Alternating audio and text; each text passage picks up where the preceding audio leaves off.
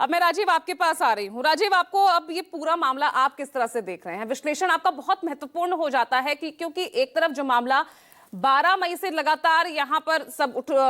विजय शाह के बयान को लेकर जो विवादित टिप्पणी यहाँ पर कर्नल सोफिया कुरैशी को लेकर दी, उसको लेकर तमाम सवाल उठ रहे हैं। अब तक कोई कार्रवाई नहीं, मामला यहाँ तक जो हम देख रहे हैं कि हाईकोर्ट स्वतः संज्ञान लेता है, सुप्रीम कोर्ट फटकार लगाता है, एसआईटी गठित कर दी, और जो त्वरित कार्रवाई यहाँ पर महबूबाबाद के मामले में जो दिख रही है,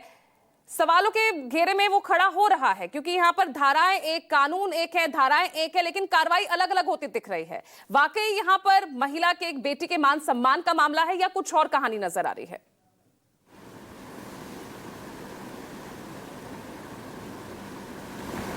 देखिए पूजा, सबसे पहली बात तो ये है कि ऑपरेशन सिंदूर के बाद जब प्रधानमंत्री नरेंद्र मोदी ने देश को संबोधित किया था, तब उन्होंने ये बात कही थी कि पूरब से लेकर पश्चिम तक, उत्तर से लेकर दक्षिण तक सारे समुदाय के लोग, सारी पार्टियों के लोग, 140 करोड़ के लोग आतंक के खिलाफ एकजुट खड़े रहे। इस मौके पर पूरा देश एक साथ खड़ा रहा।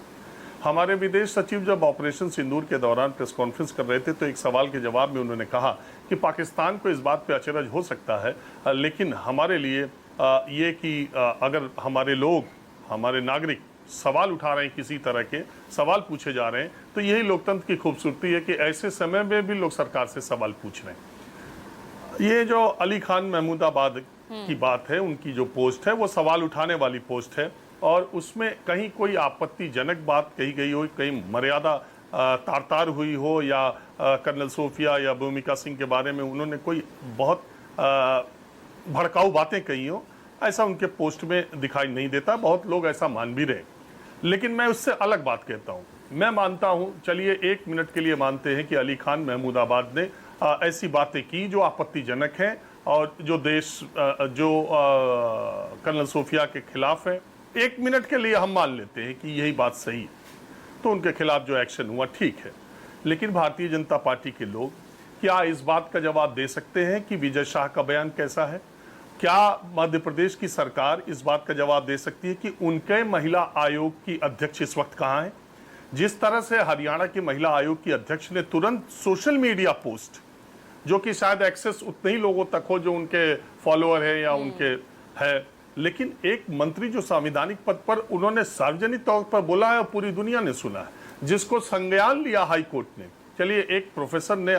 मैं कह रहा हूं चलो आपत्तिजनक भी वैसे है नहीं, लेकिन बावजूद इसके एक राज्य की महिला आयोग की अध्यक्ष इतना एक्शन में आती हैं, पहले स्पष्टीकरण मांगती हैं, फिर वो एफआईआर दर्ज कराती हैं, फिर एक बीजेपी का कार्यकर्ता एफआईआर दर्ज करता है। एक्शन नहीं होता है तो वहां के पुलिस के बड़े अधिकारी को तुरंत हटा दिया जाता है, और सोनीपत की पुलिस दिल्ली के ग्रेटर कैलाश आकर के एक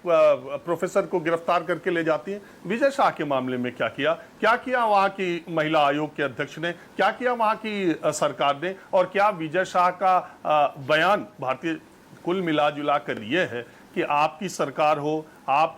वो है ना, तुम ही एक शेर है, एक शेर है पूजा कि तुम ही मुंसिफ, तुम ही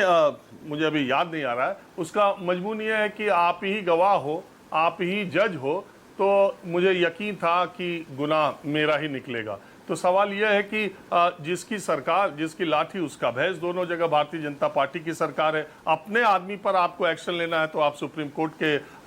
उसका इंतजार कर रहे हैं कि सुप्रीम कोर्ट कुछ ऐसा करे क्या, और दूसरी तरफ जहां आपकी सरकार है, जहां आप पे सवाल उठाने वाले लोग हैं, वो तुरंत भीतर कर दिए जाएंगे। मैसेज तो इससे यही जा रहा है कि एक ही, मैं मान लेता हूं कि दोनों के बयान अगर एक ही तरह के थे तो दोनों पर कार्रवाई किस तरीके से हो रही है आप पूरा देश देख रहा है। बार बार ये कहते हुए कि अली खान महमूदाबाद ने ऐसी कोई बात, मैं ही नहीं, बहुत बड़ी संख्या में ये ऐसे लोग हैं। दूसरी बात, जो हरियाणा की महिला आयोग की चेयरपर्सन कह रही हैं, उनके बाबा तक का कनेक्शन आप निकाल रहे हैं कि वो मुस्लिम लीग में थे, दादा तक का, 70 साल पहले का, 80 साल पहले का, आज़ादी के पहले का।